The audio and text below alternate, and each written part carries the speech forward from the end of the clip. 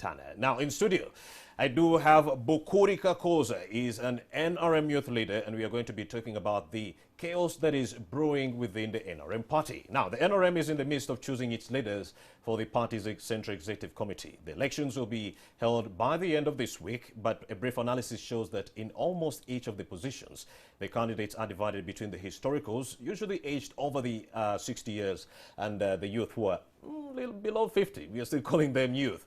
But what are the challenges therein for the young people within the NRM party? I'm now joined by Bukurika Koza, the NRM youth leader.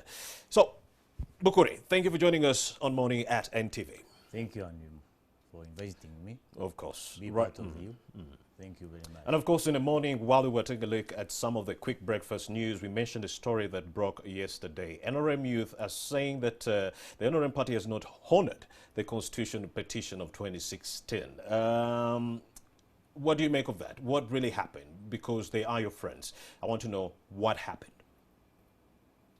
Those gents, those are, all of them are my brothers. So it just, that whole thing started way back in 2016, 2015. General elections, NRM primaries. Those brothers, NRM advertised in the NRM Youth League. NRM advertised positions, finance, deputy, general secretary, deputy. So when we reached, those guys were nominated. They went the field, they moved out across the country campaigning. So when we reached in Nambore in 2016, their positions were scrapped off at the last time. Yet guys had spent a lot in campaigns moving across the country. So they were disappointed. They went to court. They won the case. They were supposed to be compensated way back in 2017. But up to now, they haven't been compensated. All right, Dan, now that is out of the way, let's talk about the challenges of the youth within the NRM. What are some of those challenges that the youth keep on talking about? What are those challenges keeping them away from top leadership positions within the NRM? A party that loves tradition. They say, if it is not broken, don't fix it. First of all, there are main two challenges NRM youth are facing in this country. First of all, we are facing a challenge of politics of identity. Explain. Example, like when we, right now we come to, let's say, the elections we are having soon next on the weekend, that's 7th and 8th, we are having elections for national vice chairpersons across the country. So you go to Western Uganda, you'll find Major General Matayo Chargonza saying that he's going nowhere. The same in Eastern, Captain Mike is saying going nowhere. You go to Northern, Mr. Ngora is saying I'm going nowhere. Here in Central Uganda, Haji Naduri is saying he's going nowhere. So when they are saying they are going nowhere, when will time for youth come? Because every time they were telling us, you are the leaders of tomorrow. Yet tomorrow was yesterday. So when will our time come to be in those key positions of the governance? That's the first challenge NRM youth are having, to be positioned in key positions of governance in this country. But you're grappling with politics of identity. They do not trust the young faces. How so? Why do you think the NRM party keeps on relying on the old senior cadres and not the young people? Why is there a distrust or a mistrust for young people? Maybe that's the problem with our historicals. And it's a main challenge which will affect the party within time. Because when you don't empower youth, you give them key positions of governance, which means there will be a problem in the future. Because the party cannot be led by historicals from its start up to the end. After they have left, whom would they leave behind? Power vacuum. Power vacuum. Which means there will be a challenge. A new party will come and take over.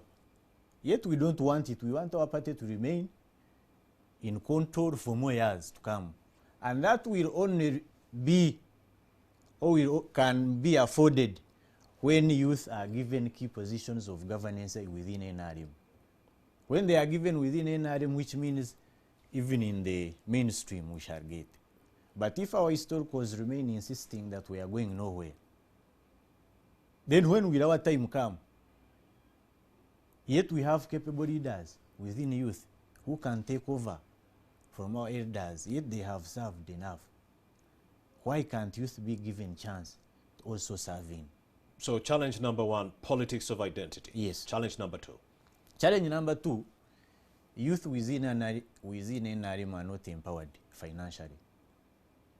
For any party to sustain or to be in governance for more years, for a long time, its cadres, mainly the youth, must be empowered financially. NRM youth are not empowered financially. Let's take an example of agriculture. Agriculture is the biggest employer of youth in Uganda, if you can make a research. But agriculture being the biggest employer of youth in agriculture, youth have failed to practice agriculture. Why? Agriculture is now for the rich. It's very difficult when you are poor right now in Uganda to practice agriculture. I want the viewers to tell me where you are in your village. You tell me any poor person who has a farm. So we have so many young people who make up 78% of the population in agriculture, but not getting anything out of it because they are focusing on subsistence, not commercial farming. Commercial. But to change from commercial to change from subsistence to go to commercial, you must be having money. So how does all this help the young people take on leadership positions within the NRM? Because this is what we are talking about. First of all, when they are empowered, financially, they will come and compete. Why our elders are beating us in politics? They have money. All right. You go to a race, when you don't have money, you cannot win. So for any youth to be involved or at that level, you must be having money. Which money you can get in agriculture, let's say, the biggest employer. And you can get money when you are empowered financially. When you are not empowered, you cannot get money. So that's why youth are just rotating around. You find the youth in any race, but it's just buying time. So are you saying that the NRM party is not actually supporting its candidates financially? Because what we know is the NRM as a party, if you're the flag bearer and so forth, they have to give you some kind of money to campaign. So for the youth, it hasn't been happening, even before. They give you that money, but that money is very small to compete with our historicals. Let's say you go to a race, you are running for MPship in any constituency, they give you 20 million. You may find the youth has 10 million on his pocket, then he's given 20 million to go and compete. We are competing with someone who has been in the system for many years with billions of money. So even if they give you 20 million, it's like they have given you 2% of his capacity or his financial muscle. So then you may, at the end, you find the youth are still just rotating, buying time in politics. So you're telling me the dire economic constraints are forcing young people not to participate in the electoral processes of their country? Yes, across the country. And that one is not only in NRM only. Even if you go to any other opposition political parties, youth are not participating in those politics or they are not given those key positions of governance because of financial problems. Politics in Uganda changed. We are no longer having leaders who are capable. We have leaders who have money. You can live here now and you go to your constituency. You have never gone there for the last 10 years. When you go there with your money, people will give you votes. Bukuri, now, will the NRM historicals be able to accept change? Or do you think this is a point at which you might be seeing a major crisis brewing within the NRM? I'm suspecting a political crisis within NRM in a few years from now. You're suspecting a crisis? A crisis. How so? Because our historicals are not ready to accept defeat or to accept that we, the youth, we can also lead. Because when you go to any race and let's say, I'm giving you example of Tana who was there, and you find the captain is saying that Tana led him first weight. You go to Western, Matayo is saying that the other candidates let them first weight. Wait up to win. Now here comes my appeal to the national chairman, His Excellency the President, that this time you leave all the guys in the race to compete. See, sometimes comes our national chairman, whom we love so much, His Excellency the President, he calls them. You wait for him, he will come next time. So it's my humble appeal. It's a humble appeal for the youth to leave those candidates in the race, then the public will decide. The NRM delegates should be given a chance to decide which candidate they want this time. All right, so let's talk about the virtual campaigns, both in the primaries and later on. How are you preparing? The virtual campaigns, we are very prepared. Though we are prepared, it won't be a fair campaign within NRM or within the general elections that are coming in. Why? What is a campaign? First of all, we need to first understand what's a campaign. A campaign, I think it's where someone goes to a rally or goes to a certain group of people, talks, and people ask him questions. You've said you want to be a member of parliament. What are you going to do for us? What's your manifesto? But when someone comes here on NTV or any radio station and he speaks, he will be given two questions. Or you may find the public won't ask. And now the country wants to see their leaders whom they know. So you're saying the scientific election will not work? The scientific mode of campaigning will not be feasible? It will work because it has worked in some countries, even before the pandemic. Yes. It worked in Netherlands way back in 2006. They used it. So even in here in Uganda, it will work. But my worry is it won't produce the leaders this country deserves. Why? It will be a campaign for the rich. If you don't have money and you have little money and you are ready to compete for any political position this time, you wait for 2016. But Bukuri, what is more expensive? Because we've been hearing since time immemorial that it's the rallies that are more expensive. We've seen politicians dole out money to people in the crowd. So they spend more when they meet people because they say, when you go out there, the only thing they ask for is, what are you willing to give me in return for my vote? Over-commercialization of politics. So many politicians are saying it's going to be a lot cheaper if you're going to be on air. This campaign is going to be more expensive for candidates compared to the other ones. Why? When let's say you are standing here in Kampala for MPship and you are not given a chance to go to the public, you need to have billboards. You need to have flyers. You know how much it costs to have a billboard in Kampala? You pay tax for it, even someone who will design it. Oh, which means it will be expensive. It will be expensive in the way that even media houses won't favor the poor. Media houses will be calling those candidates who have financial muscle. When you are competing with someone who is known, he will be given a chance to biggest media houses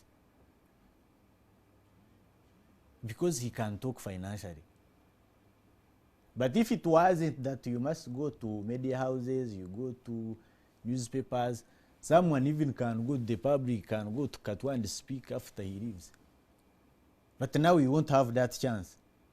To have flyers, to have billboards, to go to newspapers, to go to TVs, that's very expensive to candidates. But many experts are saying this is the only chance that we have to hear politicians talk about the real issues that are affecting Ugandans. Because you're on air, you're not going to be talking about other things, but rather the real issues affecting people. Your manifesto, people clearly understanding what manifesto that you hold. Instead of going to what we've been seeing, you go to a rally, they dole out money, and instead of the main candidate speaking to the people, you usually have someone who is with a high political mileage speaking on behalf of the contending aspirant. You've seen it happen before.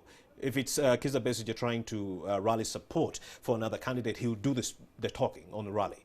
Even in the NRM, we've seen it, President Museveni do it for his candidates. But this time round, it will be you and I in studio and the audience. So here, many experts contend that it's a chance for us to hear what you really have to offer the country, rather than the money and so forth. What do you make of that? The experts, maybe those experts don't know what is happening on the ground. What is happening on the ground? What is happening on the ground is different. What is happening on the ground, when a candidate comes on TV, or any radio station, he will talk about his manifestation. After talking about it, he won't talk about the challenges which are affecting the people. But if it was like you got the public, they will ask you, you've said we want power. Does our area need power right now? Is it our immediate problem? Which means candidates will look for problems which are not affecting the public because they won't be seen or they won't be given chance, the public, to ask. Which means someone can come up with a manifesto of different ideas or different things he's going to do.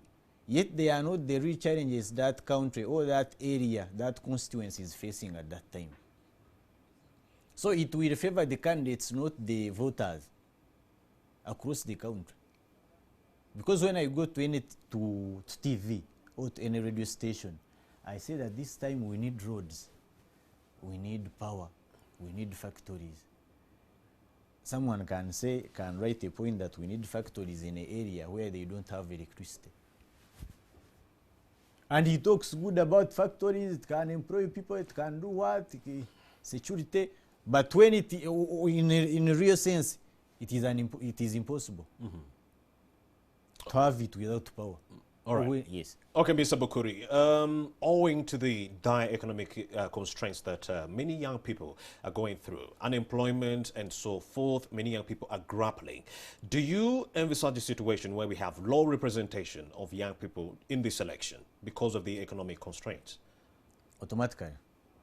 Because I have said, young people in the next coming general elections, or the next parliament, or the next councils at district level, their rate, their number will be minimal compared to the last elections because of the financial constraints. Yet we are getting predictions that the next parliament could be made up of very young people. How is that going to be playing out? That's a prediction, and I think it won't happen. Let's just wait in 2021, you will see. The incumbents will come back. If they don't come back, they will be replaced by old people who have money in their constituencies. What should the NRM party leadership do to involve young people in the electoral processes of the party?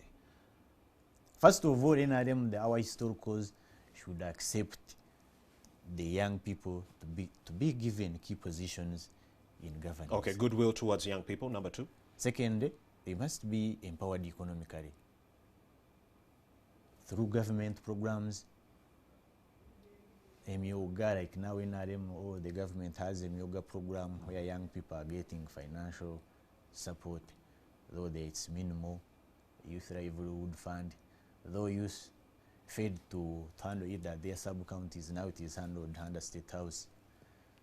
So I think those are the main two issues.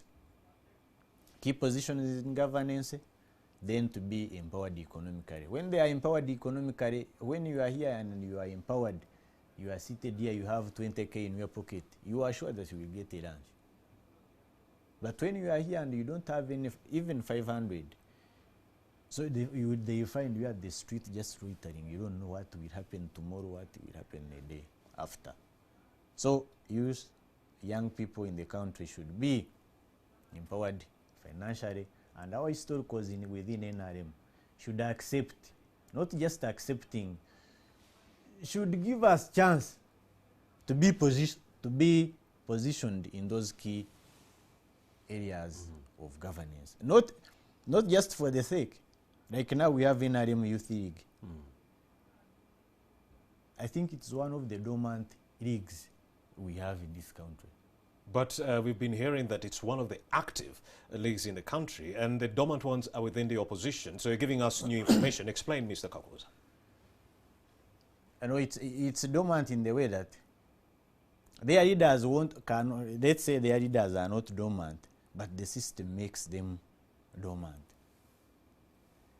When you find a youth league for 5 years, it has never sat to discuss the problems affecting young people within 5 years. Then when will they sit? What's the purpose of electing them? Yet the party spends a lot of money in organizing those elections. Then you organize a league, not only a youth league, even you go to other work leagues. A league is there for 5 years, they have never sat to discuss any issues affecting young people. And yet problems can be solved when you sit and discuss. Not sitting at the national level, even if you go to the district level. Young people don't sit and discuss within NRM. They are just there on social media, Facebook, radio, just talking. In 5 years, you've never sat, you have been leadership for 5 years. Then what was the purpose of having your manifesto? When your manifesto, you cannot even implement 10% of it within 5 years. Fire in paradise. That's what I say, Mr. Bakuri Kakoza. But as we wrap up, do you envisage a situation where if the NRM leadership doesn't honor your recommendations, there will be a power vacuum within the leadership of the party? It will be in years to come. And we don't want it. We shall fight within NRM to make sure that young people are given chance or key positions in leadership. We don't want that crisis, which I'm expecting it will come within time. No, but not now, within years to come, because NRM is still here, M7 is still here. So, and for us as the young people of NRM, our party to remain in system, or to remain strong within Uganda, even across the Africa, the globe, we should be given chance to be in key positions. And those key positions, we shouldn't be there just for the sake. Affirmative action. Hey, you are there, you are just there. When they are discussing, you are just seated. When you bring your idea, it is just hard, but it can't be implemented. They just say, young people, you wait. Your time will come. Yet you are in that position. You are a chairperson of the Youth League, let's say. You are a chairperson of National Youth Council. But your ideas are not heard.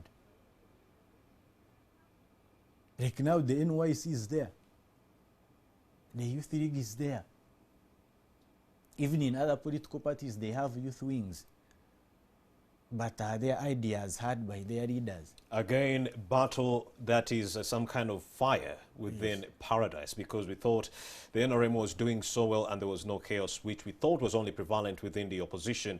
But according to your views, you beg to differ. Thank you very much, Bakuri Kakoza, the NRM youth leader, for those wise words. We are now going to link to the FDC headquarters in Najanankumbi, where our reporter, Stephen Bide, is on standby to give us the latest within that.